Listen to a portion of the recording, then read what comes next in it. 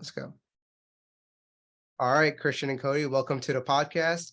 Can you guys introduce yourself? I know Cody's been here before, but still introduce yourself, both of you. Go ahead. Yep, my name's Cody, 23 years old, got 110 rental apartments and a resort. My name's Christian. I'm 30 years old. It's gonna be, oh my gosh, I turn 31 next week. I'm getting old. But I got 100 units and a resort. I have a duplex Cody doesn't have, and he has a 12 I don't have. We're partnered on literally everything else. Nice. And can you guys speak about how you and Christian, how Christian and Cody, how you guys both like met each other, or like what caused your partnership? We met at a real estate brokerage. He was working and heading up a call center, and I was just a real estate agent.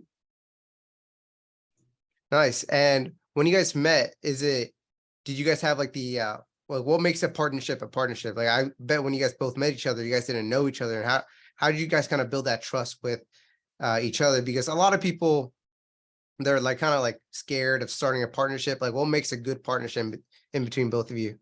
Yeah, that's an excellent question. Well, the first thing and the most important thing in any friendship, relationship, partnership is that you're headed the same direction. You have the same general interest. So for us, I had this goal of retiring my wife. He had a goal of retiring his mother. They cost roughly the same. And we figured if we partner on them, about 100 units that cash flow pretty decently is enough to get us to our goal. So we set a goal of in 2 years, I'd like to have 100 units between the two of us that get us to our original goal. Now we did that in 11 months, but that's the first piece of a partnership is you have to be headed the same direction, and you'd be amazed how many people actually just completely skip that step and go like, I want to go on an adventure. Let's start a business together. And it's doomed from the get-go. So for us, that was the big thing. Met at Grant Cardone's event. We were working at the same firm, but really connected over a 3-day trip over in Florida. Roomed together, set these targets, and went like, you know what? We can try to hit them alone, but it's going to be a lot more effective doing this together. And that's how the partnership started. Nice. And in that partnership, what roles do both of you guys have? Yeah, so I'm the one that cultivates most of the relationships, handles most of the money, and finds most of the deals. So I basically bring in the fish, and Christian builds the boat. So he builds the systems and makes sure that we don't lose the fish that I bring in. And while Cody does some of those roles, and Cody does some of the stuff that stabilizes us, and occasionally we have to call Cody in for like, hey, you brought in too much. We need help building the boat. I'll do the same thing occasionally. We get some stability and we both go out and I'll find a deal. So it's a fun partnership because we're both pretty decent at doing the other's role. However, I definitely specialize a lot on the systems, the marketing, the accounting, which vendor are we using, employment, all that stuff. That's a lot of it's back end, but it's really important for stability. I handle those. When you're talking like, hey, who's the best buyer on the planet of buying any real estate deal? It's that guy right there. So when the two people line up, the roles we defined, where I am more of the integrator, I look at all of our pieces and try to optimize them. And Cody is the visionary who goes, hey, guys, let's go after this target. Nice. Yeah, I see a lot of your guys' Instagrams where you guys have these like 100 unit complexes, or these duplexes or fourplexes you guys are getting. A lot of people want to know, it's like, how are you finding these deals? Or do you have like a marketer that's out there? Like, are you working with wholesalers? What do you guys are doing to get these and to getting this like nice funnel? Yeah, we haven't bought from wholesalers. We've bought on the MLS, off the MLS, bought from real estate agents, and bought just direct to owner.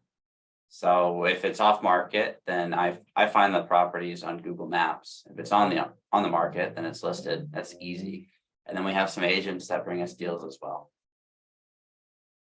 Yeah, and what makes these, like, a lot of people are like, oh, it's on the market, that can't be a deal, right? From you, what makes it a deal for yourself, and what kind of strategy do you go for? Do you go for a burr? Do you go for a flip? What is your kind of criteria on that? We don't sell. That's not something that we do. So flip is off the table. However, we have to figure out two things really, and there's a third one, but it's a little less important at the beginning. It's how do you buy it? How do you never lose it? And will it be fun? Because if we can solve for how to buy it, which is you just line up your deal, then your debt, then your equity, and then how do you never lose it, long-term fixed rate debt that cash flows with margin. We can figure out those pieces, then everything can be a deal. We just have to optimize it and get the cash flow. I think where a lot of people get stuck trying to scale is they fall in love with one strategy. Burr is really popular. House hacking is really popular, where people go, my method is going to be this. And they decide it before they have a deal to line up a strategy too. They go, I'm going to house hack, and every 2 years or so, I'm going to move to another fourplex. I'll pick up a portfolio. Great tool to have in your tool belt. Really poor strategy if you want to go big. Burrs are really great deals. And we've burred properties before. We refied pretty much all of it out. We've had a perfect burr and a close to perfect burr. That being said, if we only went after properties where we can refinance all the original capital back out right off the bat, we're not going to have a lot of real estate. We're only going to have a few deals, usually smaller deals. We like them. They're great strategies, but our methodology is find the deal first, the opportunity. What do you actually want to buy? What does the other party need? So get your pieces together, figure out the deal, then figure out the right debt product. And if you need to bring in any other partners for capital, figure out the equity. But that's always the order: deal, then debt, then equity. If you fall in love with one strategy and try to only use that, you typically end up being a smaller player. Nice. I like that. Deal, equity.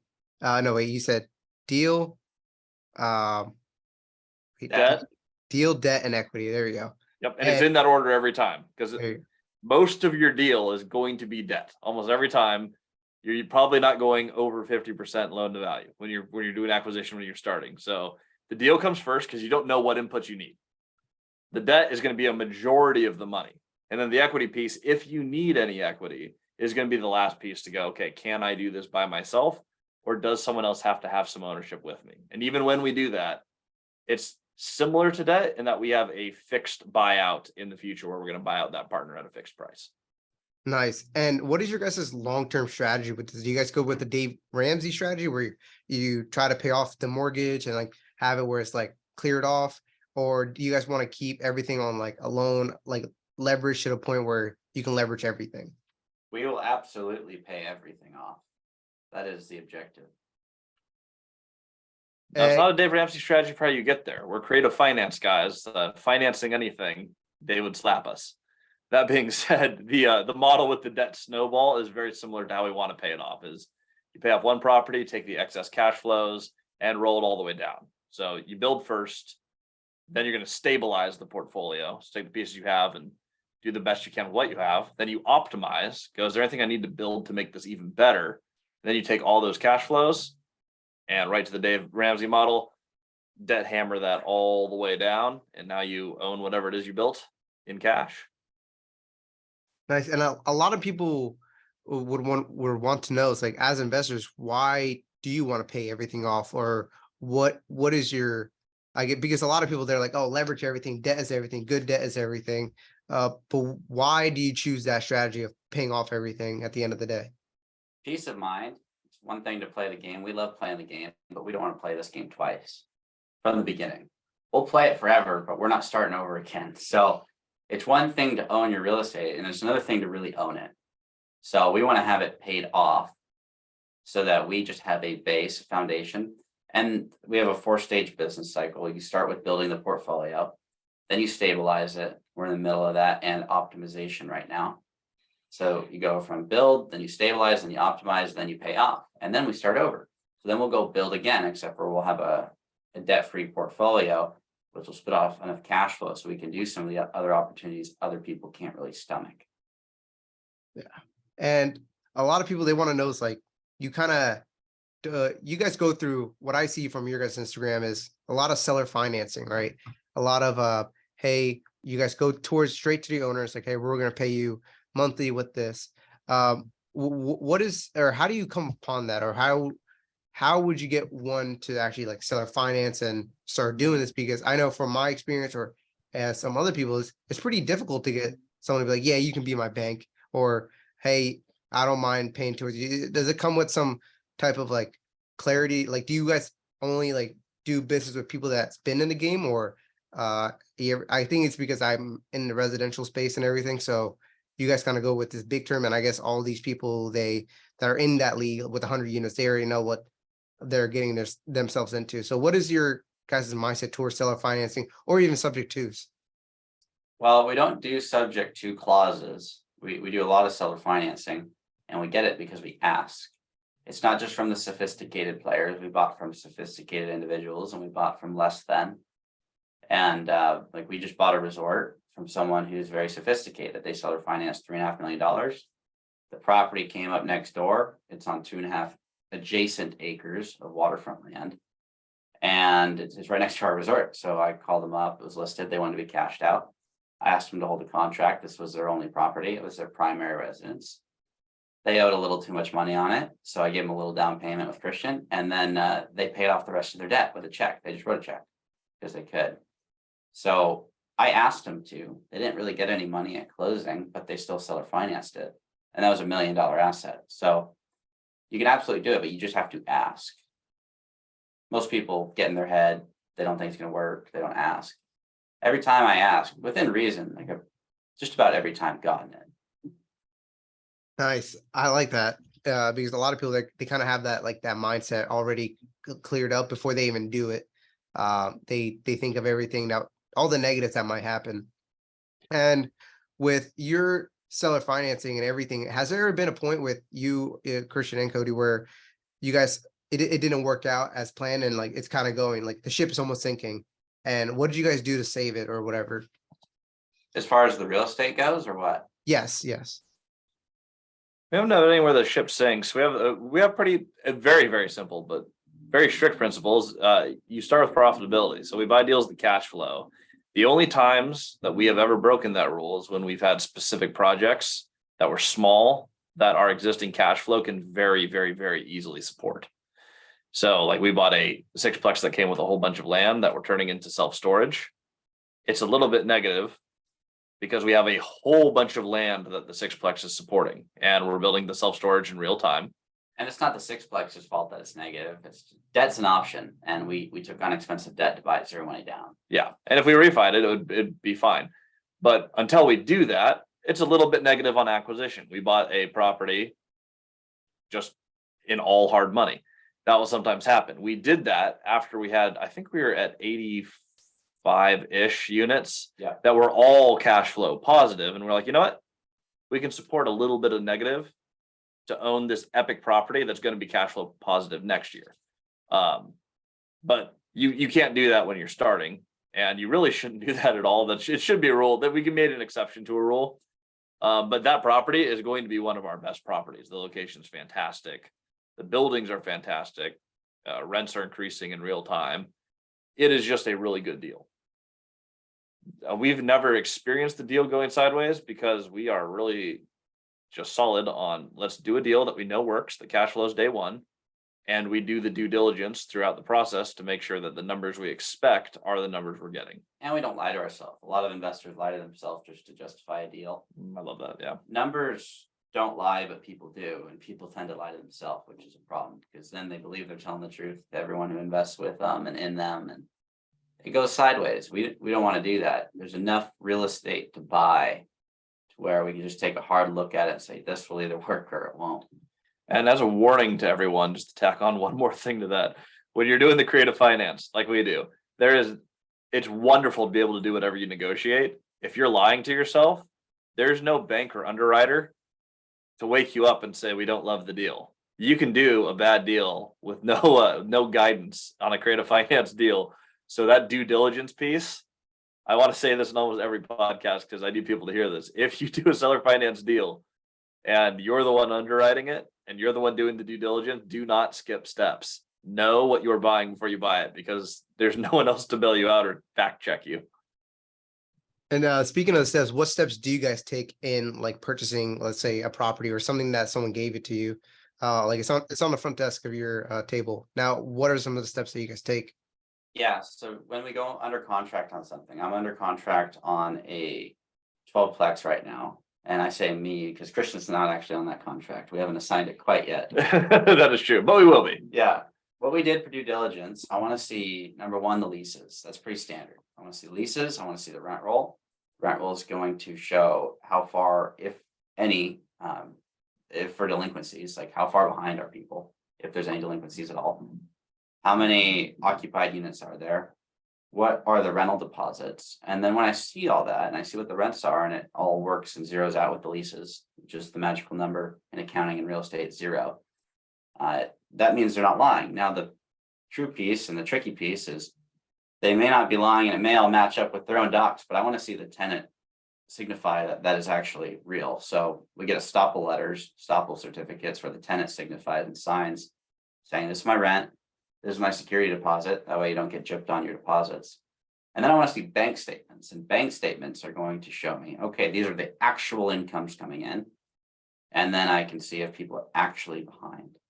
And I should be able to see a bank statement for the security deposits that they hold on to and for the rents that have been collected for the past few months. Those are the main ones. Nice. And do you guys strive, like Cody, for you, do you guys like strive to have like appreciation, or is that like kind of like a bonus at the end? We buy based on cash flow for equity growth. That is what we do. Nice. And a lot of what I do see a bunch of people make a mistake is time, right? Where let's say a deal is on your table and you seem to be like taking the right steps to it. But a lot of like investors, they're like, okay, I gotta act quick, right? I gotta say yes no matter what, because there's other people or other investors that might grab this before I can. And they have it where if I don't get it, someone else will. So do you guys have that? Have you guys ever experienced that? Or what are some ways that you guys can go against that? Well, for the time piece, that is super important. Like the ability to make a decision instills a lot of confidence. So when we hear about a deal, we can underwrite a deal. Cody can do it in about 10 seconds. I take a minute because I have to actually write out the math or think about it for a second. Cody can do the math in his head, but either way, within 60 seconds, either of us can listen to a deal, get the pieces we need, and say yes or no. And your ability to do that instills a lot of confidence. If someone brings up a deal and you ask a few intelligent questions, like, okay, I know what I need to know. The deal as it's presented, I love it. Let's do it, write it up, and then we close it. And we always close it when we write them up. Except for one deal because it was supposed to be in bank debt and turns out they didn't keep books, so it was unbankable. So we've closed everything we offer on because we can do that. If you want to get good at getting your offers accepted and have brokers and owners believe that you're ready and willing to close, know the math and analytics well enough so that when you have a deal in front of you, you can say yes or no on that phone call without having to pause or call them back. And the magic is when you can identify yourself as the only logical buyer or the most logical buyer, because there could be a couple logical buyers for the piece of real estate. But I'll give you an example. Working on buying a 48 plex. Used to be a 46, then they converted to a 47. Now it's a 48. Somehow they keep adding units into this place. But 48 plex, I bought the 12 plex directly next door. I bought the 6 plex on the adjacent parcel and I started boxing them in. I'm the only logical buyer for that section of Broadway in Moses Lake. And so I start buying everything up around the big properties I want to pick up so that I basically control the street corner. I become the only logical buyer in the long-term strategy of the game for the type of assets I want to go after down the road. And if you can present yourself as the only logical buyer or the most logical buyer, the timing piece is a little less important. I like that. And with all the properties that you're getting, have you guys reached your, I guess, not so much a financial goal, but like some of the goals that you guys made off from the beginning? Because I know you, Cody, like you wanted to retire your mother early on. Have you, I guess, reached that goal? I have the financial capacity to do so. What I thought it was in the beginning is not what I thought it would be and what it is today. So practical application of doing that is converting her house, renovating it, converting it into a duplex so she has rental income, and then buying a condo and letting her live there for free. So financial capacity to renovate her house into a duplex, accomplished. We've got enough cash flow where we pay ourselves and I can afford to do that. And then we rent it out and she's got rental income, and then I got to go get the bank loan and buy the condo 20% down. But outside of that, we have the portfolio that allows us to do that. Mm-hmm. That's just more of a matter of, it takes a little bit of time to find the right condo that she wants to live in and then to renovate and get contractors. Yeah. That part doesn't happen overnight. Yeah, our goals had similar cost, but Mine has a few less steps. Retiring my wife was get the income. We already have the housing part figured out. So once you hit the income goal, which we hit, my wife quit teaching. That took 11 months. And who exactly is on your guys' team helping you guys do all this? Like, do you guys do you guys use property managers? Any people that are online? Like, who do you guys exactly use? Yeah, so we own the property management company, and that has 15 employees. It had 16 yesterday. Now it has 15. But that company, a lot of those work the resort. So the resort comes with 8 on-site staff. Then the rest of our org for the rest of our portfolio is managed by my wife, our director of property management, a new hire out there, Cody and Christian. And then to be a property management company, you need a designated brokerage, or at least a designated broker. And he runs himself and another broker out of our office, just as a really small brokerage. So for that team that supports all the real estate, and then we contract out stuff like we have 2 different legal teams we really like, and 1 accountant who manages everything. Nice. And who do you guys hired in the beginning? Because I know a lot of people or like a lot of like self investors that are like really high up there, they would always ask, like, they wouldn't want to know the skills in the beginning, or not I'm saying it wrong, but they will have the business started instead of being self-employed, they'll have the business started, meaning that they'll put the right people in the right place from the beginning. Have you guys had the situations where you guys put the wrong people in the wrong place and Yep. it kind of like messed you guys up? And how did you guys come back from that? Absolutely. We are not perfect business people, that's for sure. Live and learn, but we had people in the wrong seat and we had to get them to move or get off the bus. And some people got off the bus and some people moved. And that's just how it goes. Right. And is there a way that you guys vet like who's doing what, or like if you guys need to add more people to your bus, or how does that work? So you get to a point in business where you run out of time. One thing I actually am not a fan of is business owners who hire out everything first. And the reason I'm not a fan of that is because most of those businesses fail. And I've seen this happen with mentors and other companies. They stop working because they go, I've made it. I own the business. All my systems are in place. I'm done. And it's usually with salespeople where the owner stops bringing in business themselves because, like, I hired a sales team. I get to go on vacation now. Really, the time that you get to expand your business is when you're like, I've maxed my time, and my time is now just worth more on projects that I'm being pulled away from with my other business. So for us, managing the properties while we're still trying to build and acquire was the first thing we absolutely needed. That was the right time to bring on a director of property management. That was our first ever hire, and started adding more systems there. When it got to end of year, I've always done my own taxes, realized, wow, we have a lot of tax work to do. Next person for our team needs to be a fantastic accountant who's willing to deal with the fact that we have a lot of contracts that have creativity. So we brought on that. Then we got behind on maintenance request. We brought another person. So what we end up doing is the way that you expand is you take on your business yourself, you master as much as you can. And as you run into the things you're like, this is now taking away from my business, you need to expand your team. And we've done that until we got to 15 people, and I can think of 2 more roles that we're going to be bringing on in the near future. Nice. And what was like one of the biggest mistakes that you guys made from like working together or working individually on your real estate? The biggest mistakes I made was not buying good deals that I thought I was growing too quickly. I would have been much farther, millions further. There was I think it was a 16 or 17 flex that I turned down that would have cash flowed multiple thousands of dollars a month on a zero down investment. And it was less than an hour from my first deal. And then there was these 7 houses I could have bought, and I would have made $1.5 million on those. I knew how to buy it. It was seller finance, low money down. I just didn't pull the trigger because I didn't want to grow too quickly. And so those were the biggest mistakes for my business. I mean, I could have been a couple million ahead in equity of what I have today. Yeah, the question there is, how do we grow quicker? That was one of the things Cody came in. This was when we were still working at the same company. He came to my office. We talked about that. His mentor at the time was like, well, Cody, you can't buy every deal. And we asked ourselves, well, how could we buy every deal? And then we realized we could. Yeah. Man, I like that. And while you guys were, I guess, helping each other out and doing all this, how come? I guess, like, how did your family and everyone else react to you guys doing all this? Was it mostly negative, or are they like kind of supportive in what you guys are doing? Less than understanding. That's the way I would put it.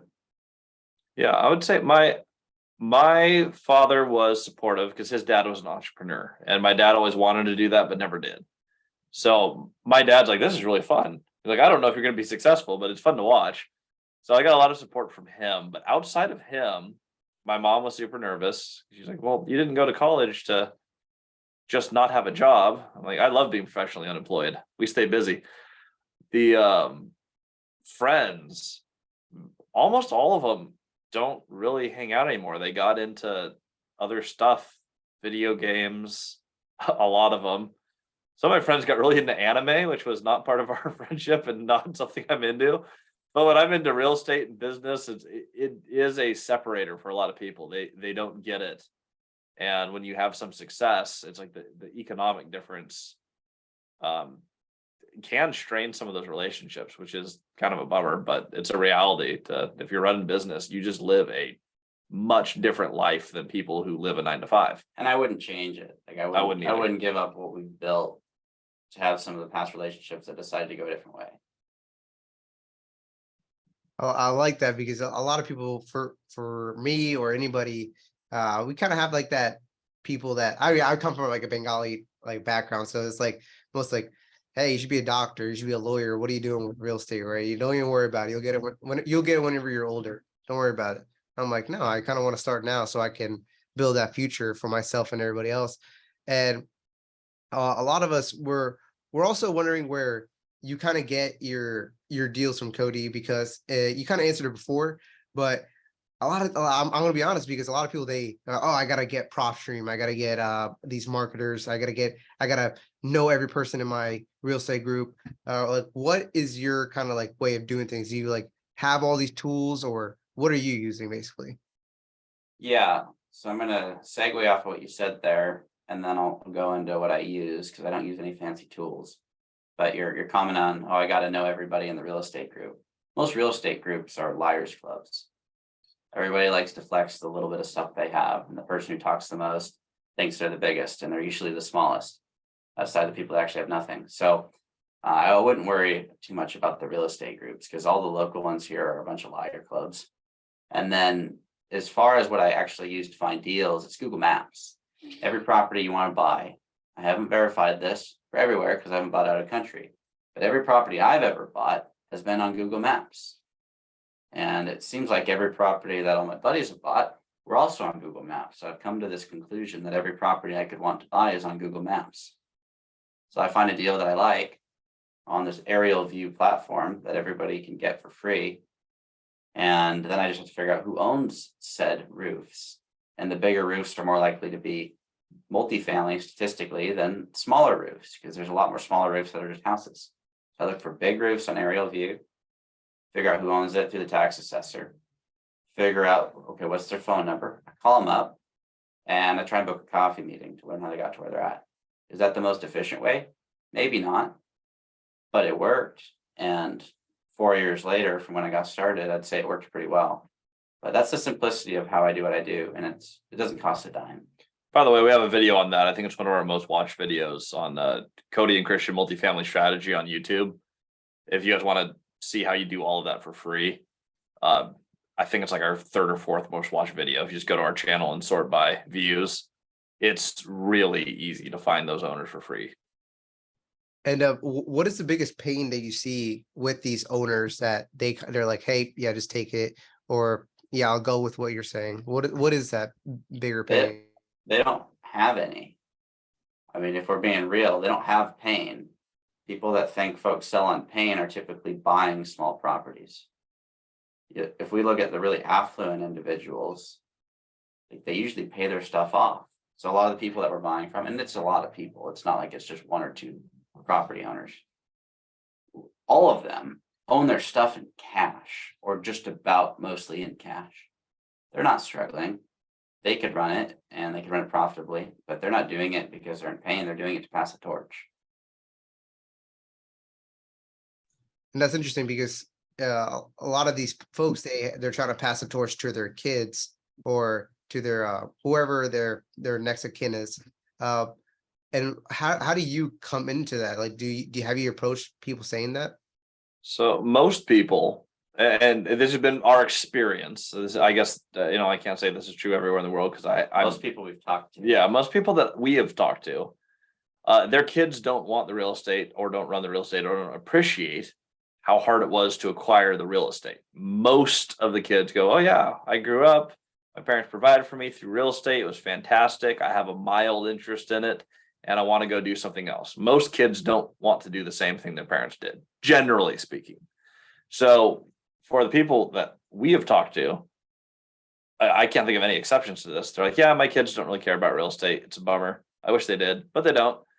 And so their options are they can pass all the money to them. They can sell the properties, or their kids can sell the properties. They can hold them and hopefully keep them in property management, though that doesn't usually happen. They typically sell them off. Or they can convert these to notes and pass income to their kids without the management of the property. And that tends to be something a lot of the affluent people do want to do is, well, I can give my kids a bundle of cash, or I can give them a bundle of cash flow. So seller finance notes are a really great vehicle to do that. And there's multiple people who've sold to us who that is their retirement plan. Convert this into notes, pass the nice little booklet of notes to my kids, and they can't blow it all in one place.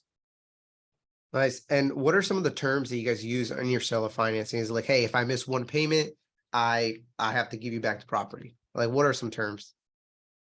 No, I mean, it's just a standard prom note deed of trust. So if we missed a payment, they could give us notice, and if we don't make good on it, then they could foreclose and take it back. Nice. And whenever why I mean, I know you guys made a video on like the subject too, but a lot of people that are listening to this, they're like, oh, they hear subject to on like these books or these podcasts. How come you guys are against subject twos and everything?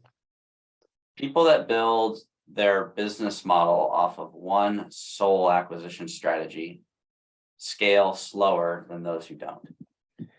And subject to is a model where you are building your acquisition off other people's debt that they're still holding.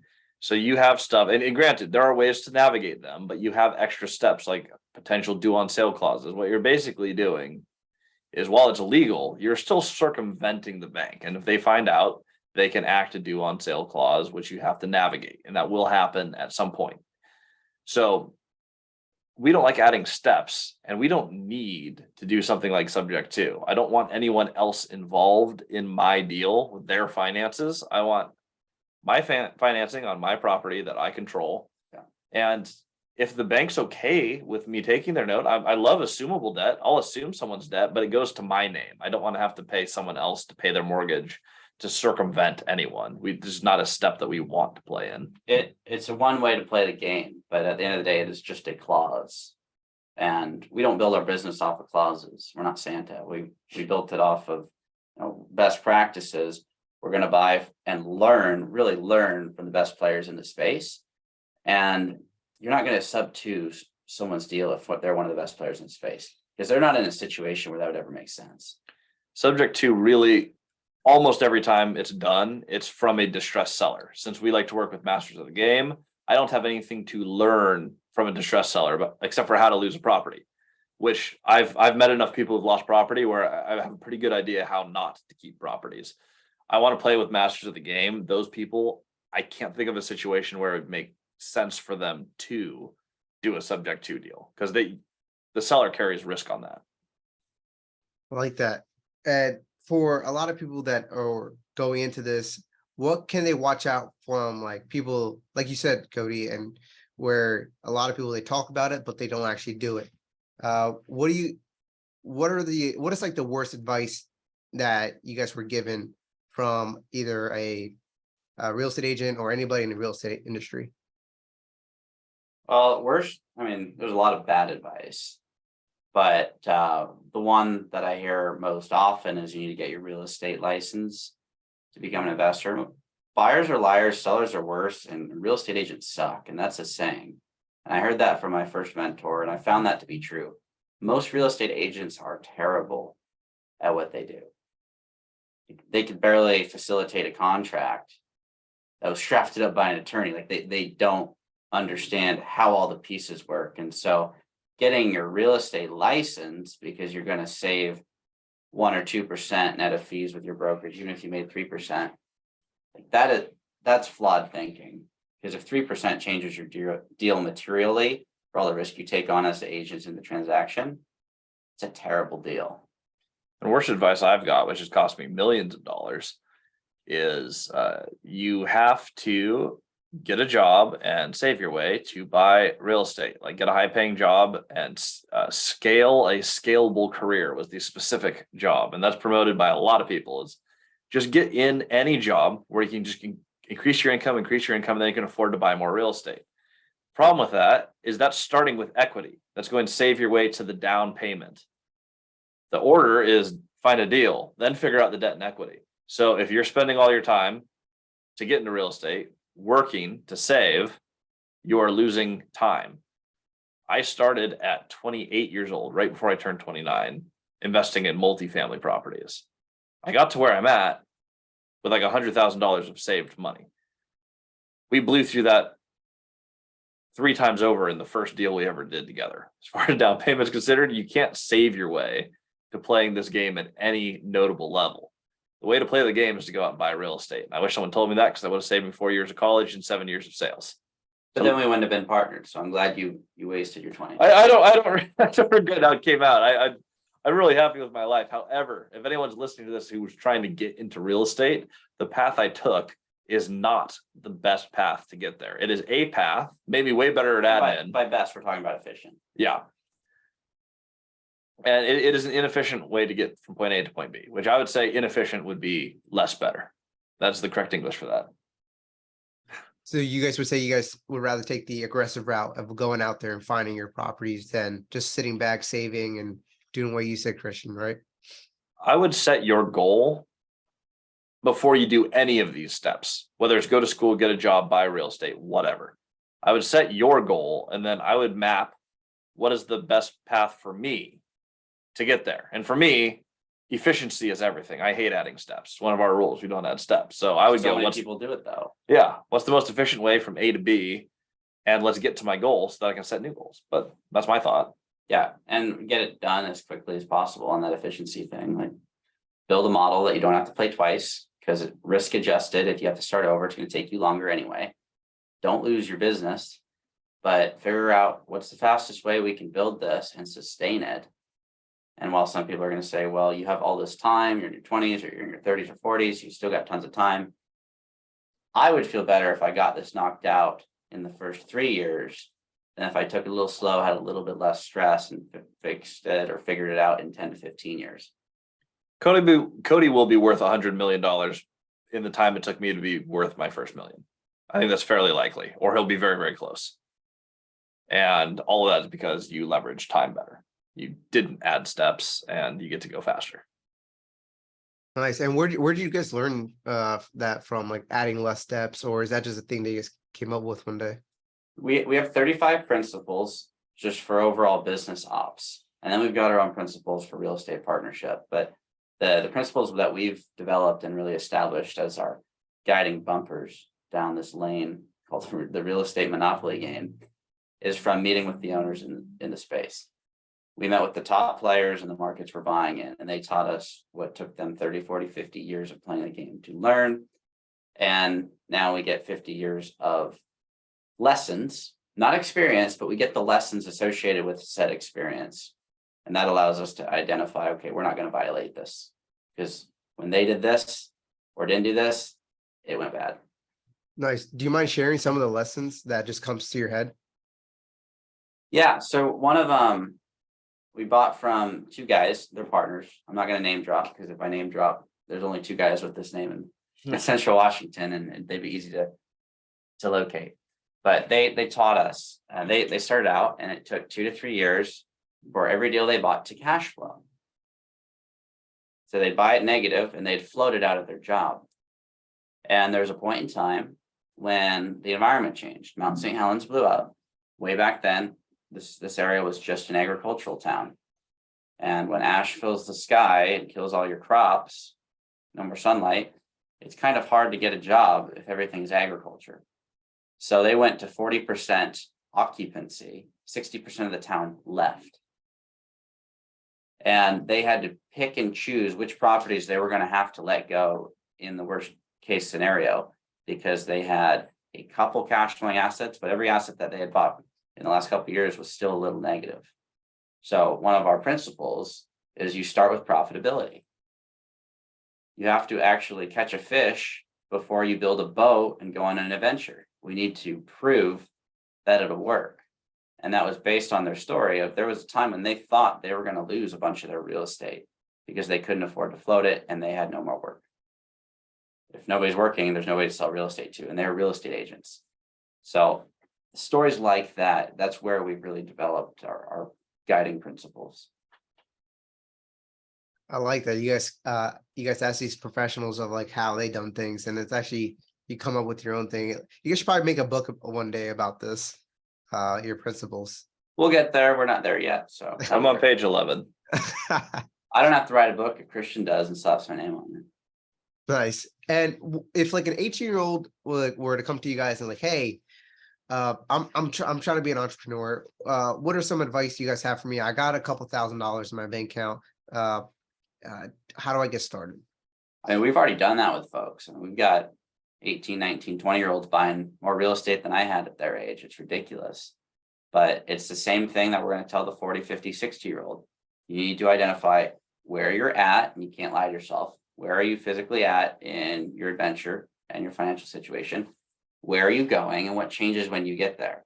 And your ability to map that out and communicate that to other generations, other people in your generation, is going to determine how long it takes you to get from where you're at to where you'd like to be.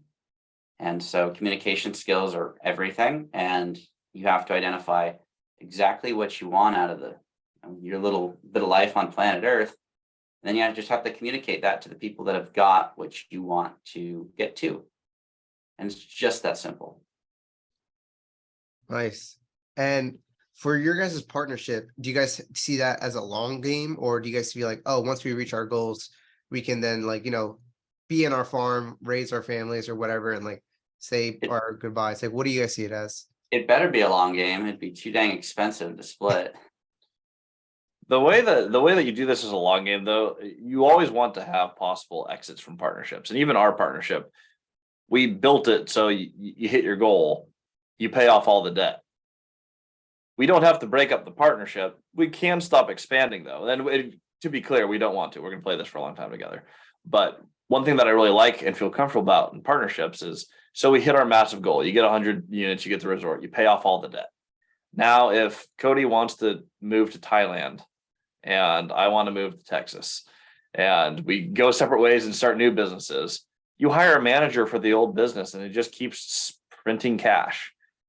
Yes, we're both going to have to get together to figure out some tax stuff at the end of the year, but you don't have to keep building forever. That's why you pay. That's really why you pay it off. Is we own this business. It's done. It's managed. It's operated with minimal input from us. It's a real business. We can go off and do other things, which is a nice thing to do. You should have every partnership should stand on its own with or without one individual, or, once you finish all your goals, you shouldn't have to be tied together forever. Nice. And is there anything that you guys are not transparent about with each other, or is everything like, hey, these are what we're getting and this is what is happening? Or is it like for a partnership, is this what you guys are always communicating? Everything is 50-50. There's no renegotiations. And we both give it 100% all the time. Do you guys And believe, that's it. do you guys believe partnerships should always be 50-50, or should some be like 70-30, or what is your guys' point of view on That's that? up to the partnership, because if one person, for example, goes, hey, yeah, I plan on spending 20 hours a week on this, I'm working on some other projects, like a 20% stake makes sense. Or a capital partner, for example, like, I don't know if you've ever watched Shark Tank, but most of them aren't coming in and saying, hey, I'm only going to buy 50% of your company. You're going to buy in for what it's worth. There's a lot of different reasons to have different equity splits.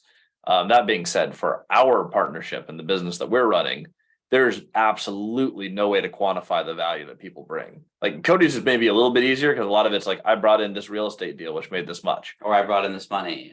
But how do you quantify Cody's job of like, hey, hey, I did a really good job managing the bank transfers. Like, glad people got paid on time. That's worth this much. Or if I went like, yeah, I manage all the employees and all the hiring and all the firing. It's worth exactly this dollar amount. I need more equity. Like that's People that nitpick that stuff, it's like, well, you wouldn't need employees if I didn't figure out all the real estate stuff like that. That's Yeah. where you start to dissolve the partnership. and you would lose the real estate if I didn't bring in all the employees and manage Yeah, them. we've heard those arguments before and they're stupid. They're stupid. Yeah. It's the same reason that like sales teams in companies always don't get along with like the IT and the other things that everyone's like, why do the sales guys get paid so much? They don't do anything and they don't pay attention to detail. It's like, yeah, they bring in money. That's valuable. They pay for your paychecks. They pay for your paychecks. At the same time, there's no product if no one's building the product, which is a lot of what I do.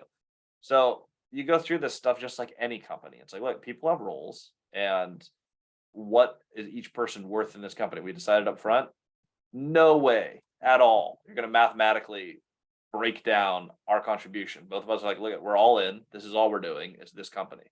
So 50-50 was appropriate for us. Once you set that equity though, no matter what it is, the main thing is that you don't go back and renegotiate it.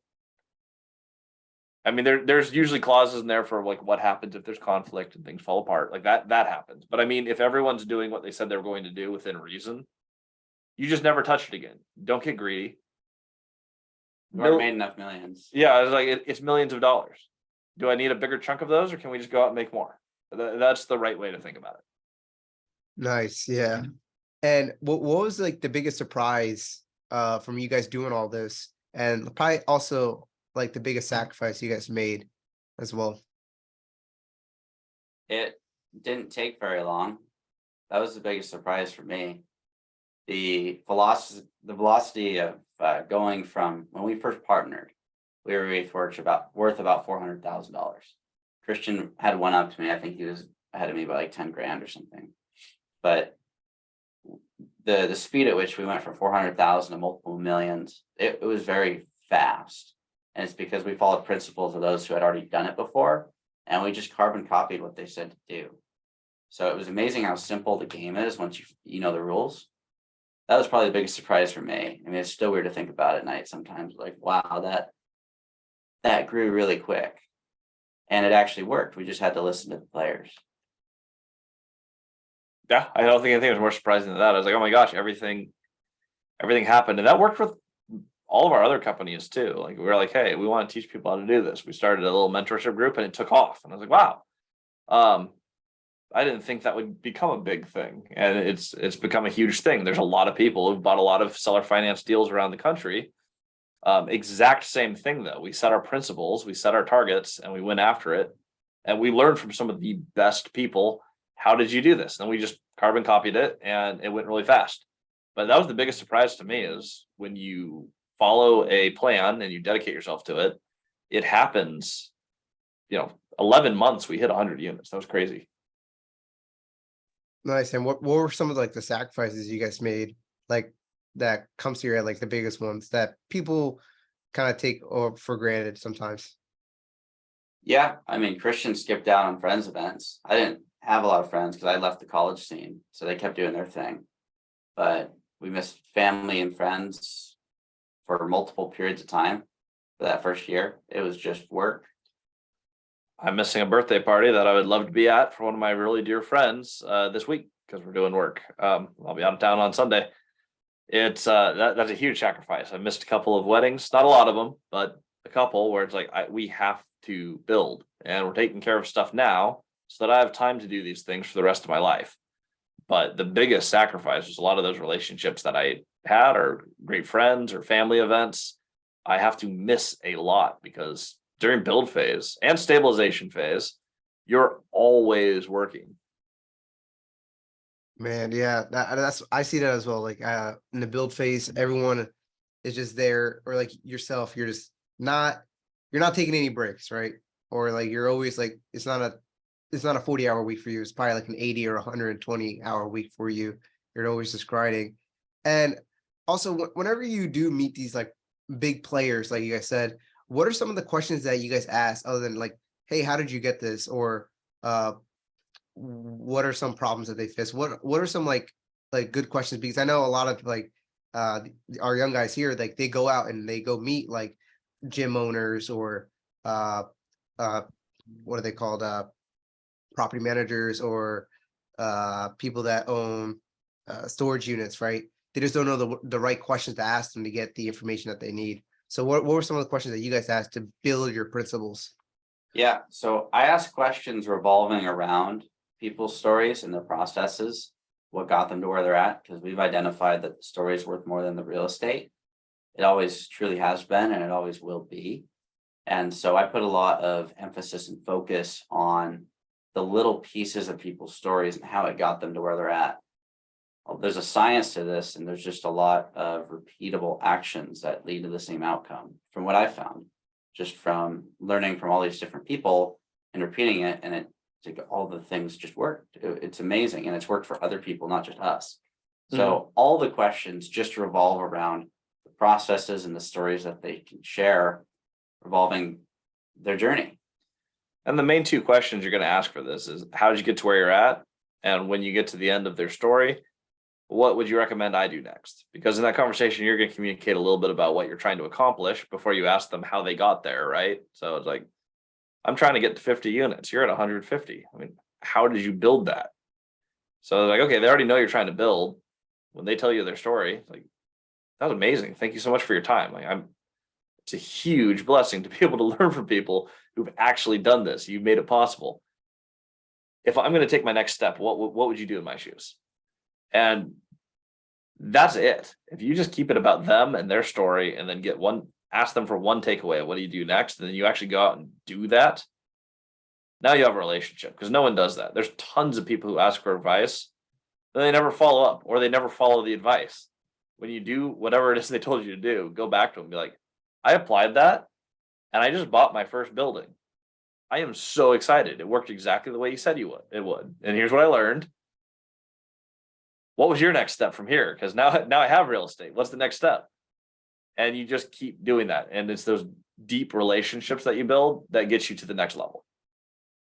I like that because you guys also kept that simple as well. You guys keep everything simple, even just like meeting up with people.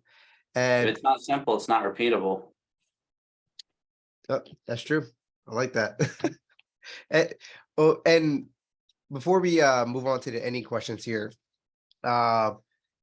what caused you guys to basically, I guess, since you guys are, I believe, actually, this is a good question. What's your point of view on like college and like, be it like you said, Cody, like you don't think anybody should become a real estate agent just to invest. What's your point of view on like those types of like courses or getting into like college or whatever, just because people tell them like you probably need a good job before you go into like investing or whatever?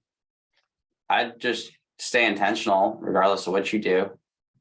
Most people wander through college because they were told it's the right thing to do, but they have no intentionality behind what they're doing. So I would keep that at the forefront of everything, whether you go to college or not. Have made a conscious decision. This is why I'm here. This is my goal going in, and I'm going to have a takeaway coming out. Those two steps right there, going in with a goal and walking away with a takeaway, that keeps you intentional. So if you're going to go to college, be intentional about it. Make a conscious decision to go in with an objective and leave with the proper takeaways. Same thing with being a real estate agent. Same thing if you don't want to go to college, but don't just wander around aimlessly. Yeah, that's not too much to add to that. I have gone through the college thing. I mean, what college really does for a majority of people, if you don't have a clear target, is congratulations, you have proven that you can show up somewhere on time and that you can complete random tasks. So basically, you can prove to an employer, I'm good at doing my chores. If your goal is to be an employee, college could be a fantastic option because you're showing the skills that go, hey, I'm going to be a good employee. I'll do what I'm told and I'll do it on time. That's kind of the main thing about being an employee, is that those things are done. If you want to start a business, if that business does not require a specific degree, I can't think of many good reasons why you would go to college, because that wouldn't be a sensible step in starting a business. You can learn some general things, but you're going to learn a heck of a lot more by just finding someone in business and saying, how'd you build this? And you can do that over a few cups of coffee as opposed to hundreds of $1,000s in 4 years. That's true. Before we move on to any questions, I'm gonna ask the three guys up here if they have any questions for you guys. So we're gonna go ahead with Jaden. Jaden, do you have any questions for Christian and Cody here?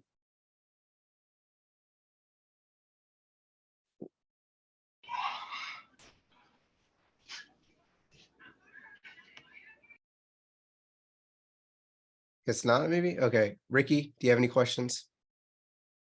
No question. Okay. And Gerard, do you have any questions?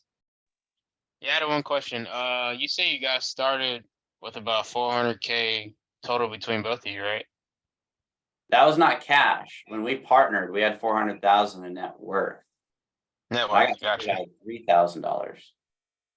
gotcha. So how did you accumulate that net worth before you guys started, if you don't mind me Yep. asking? Yeah, it came from borrowing a lot of money. A lot of Gotcha. seller finance debt. So I bought my first 12-plex, zero money down seller finance on the MLS and bought that day one. 9 months after that, so fast forward to June 30th of 2020, I bought my second 12-plex, and this was a value add. Fast forward another 9 months, now we're talking March of 2021, I bought my 6-plex, zero money down seller financed. All of those last two deals, the 18 units on the last back end, had value add that came from just managing the real estate better than the prior owner. And so Yes, sir. I got all my equity in the real estate from just being a better manager than the prior ownership. Nice.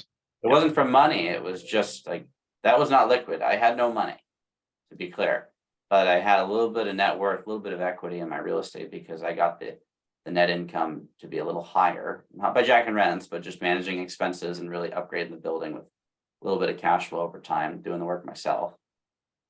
That's how I got to mine. Now he worked for years, so he saved up some money and he owned a couple duplexes in a house. Yeah, when Nice. we had partnered, I had flipped a property, worked a high paying job for years, and spent all that money on the house and 2 duplexes. So we had the net worth, but I had no money going into our first deal. Cody had no money, and Yeah, we I'm built kind of on, oh, sorry, my bad. I didn't cut you off. no, you're good. I'm kind of on the high paying job side right now, I would say. Just trying to, well, first I landed a high paying job. Now I'm gonna start searching for a duplex deal around the Richmond, Virginia area. That's awesome. Yeah, so hopefully this year will be my first venture. Hope's a bad business model, so make it happen. Make it happen. Gotcha. Yes, sir. I like that. Appreciate answering my question too. You bet. And now we can move on to the ending questions here. So if you both can go back in time and tell your younger self something, what would it be? For me, it'd just be don't add steps. I mean, it'd be so good to know that. I'd be so much farther, so much faster. I shared that a few times throughout, but reiterating that, not adding steps, just figure out what do you want to do and then go do it.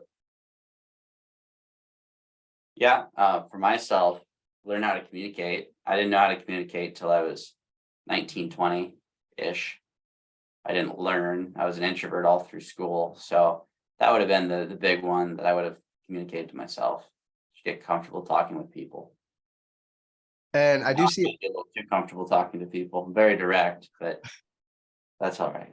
I do see a lot of people that are introverts now because, we got technology and everything like that, and they stay at home a lot.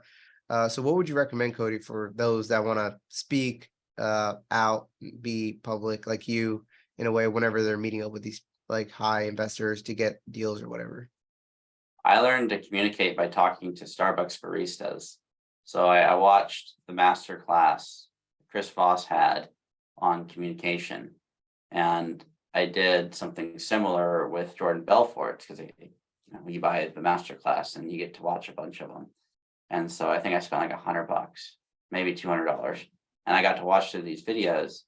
And I would practice it with Starbucks baristas because the thought process was, if it was super awkward, which a lot of the conversations were, I'd never see them again. And they would forget me because life's like Tetris. People forget about a lot of the things when they fall into place. So, go in, have the conversation, disappear, and now it's done. So I learned through Starbucks, but just find someone that you can feel comfortable talking to and do it.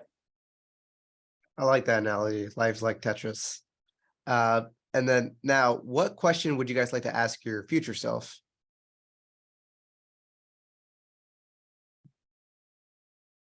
I don't have any questions for future Cody. I'm not there yet, so I'm not worried about it. That's one of my principles. I don't worry about things if I'm not there yet. Yeah, think about that.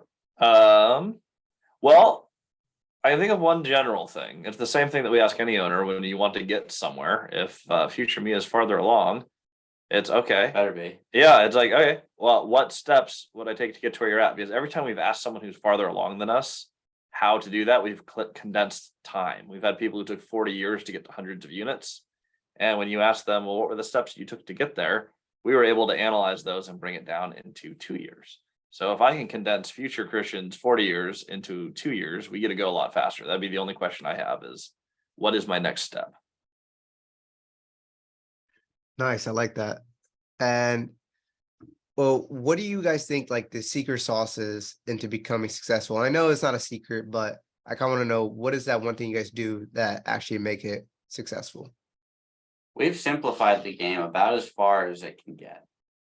I haven't seen anybody simplify the real estate game, buying real estate without any cash, more so than we have. And so while it's no secret, it is something that no one else has really taken the time to map out. Just like when we bought the resort, 88 years owner operated, no one had ever mapped out the drains. Simple thing, but no one did it. No one built systems. So on our real estate business, buying real estate, we've simplified the game and we identified no one's mapping this out. If we did it, it would just be done. And so we mapped all these pieces out, and it's remarkable how, not easy, but how simple it is to buy real estate. Yeah, especially buy and hold. Like the we say this all the time because they're the main core principles. It's like, okay, how do I buy it? How do I never lose it? Can I answer those 2 questions? Okay, perfect. I can buy and hold this real estate. Can't get more simple than that. We've seen people try to stop at how do I buy it, and then they lose it. So you don't want to do that. So you need those 2 steps. And then for like the actual deal, it's deal, then debt, then equity. You can't get more simple than that. That's the minimum amount of steps it takes to buy real estate, figure out those pieces. Do you have a deal? No, then you don't need to worry about the debt yet. Do you have the deal? Great. Do you have the debt? No, so you don't need to worry about the money down. Because unless you find the debt, you don't need the money down. It's just the order of operations that simplifies the game. Man, yeah, I like that. You guys try to simplify everything. And what books would you guys recommend, or certain courses or whatever, for people that want to get started into this, or whatever helped you guys in your parts of your life as well? Yeah, we'll start with books. Deals on Wheels by Lonnie Scruggs is a great book. I read that early on. 10X Rule by Grant Cardone. You read Principles by Ray Dalio. Yep, that's a good one. But if folks want the simplest way to do it, the multifamilystrategy.com, shameless plug, that is the simplest way to play the game. Can you mention that last website, please, again? The multifamilystrategy.com. Okay, nice. And going down here, and a lot of people want to know, like, where do you guys see the market heading to in the next couple of years? Next couple of years, I'm going to caveat this with it doesn't matter if you're playing real really estate this doesn't way. matter. Yeah, if you're buying for cash flow in places that grow in value and you hold it forever, long-term fixed rate debt that cash flows is the name of the game. So no matter what we buy, we're going to hold it forever, and so the market doesn't really matter to me. However, what I see happening is, I think this year, surprisingly, we're actually going to see some more stability. We'll probably see rates drop on the back half of the year for anyone who's interested. Rents are going to go up again. Rents will go up again. And we'll continue to do that for the foreseeable future while we're rapidly printing money. But doesn't super matter to us over the next 2 years what happens, because our game doesn't change. It's a plan that works in all market cycles. But that's probably what we're going to see. I thought it was going to be a really bad year, and turns out that's not the indicators I'm seeing. We're actually kind of getting a hold on inflation and interest rates more than we were supposed to. So good news there. Nice. And our second to last question is, what would you guys like to tell your mother and father, like if they are listening to this podcast? Hi, Mom. I did this thing. I'm self-sufficient. Oh, and none of you guys have kids, right? Or Christian, do you have No. kids? No kids. Oh man. Well, I'm 23. I'm not in a rush. yeah. I mean, I know you're not, Cody. You got all your life to live for as well. Man, I always forget you're 23. You're a young guy as well.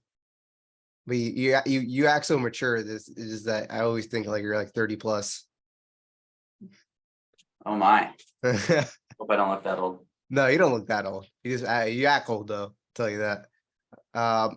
And how can everybody else reach out to you and give value back to you guys?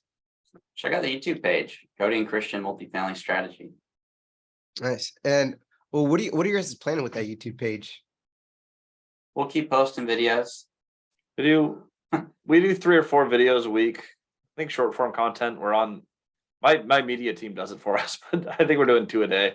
So I mean, if you want to see how to do it, like the YouTube page, we share everything, but it has to be at a level that people actually watch the whole video because that's what YouTube wants. So we want a lot of people to see it. We put YouTube out there, go through it. If you want to learn how to do it, cut listening to 300 long form videos and just go through the course at the multifamilystrategy.com. But yeah, YouTube, we share it all for free. Just it'll take you a long time to listen to it all. We post a lot. Nice. And do you guys have like a TikTok or anything like that people can follow as well? Not that we really use. Instagram though, I'm at Christian Osgood and he's at doing Cody things because he's in fact always doing Cody things. Nice. And again, it's good having you guys here and we loved having you. Thank you guys. Yeah, thank you. Absolutely.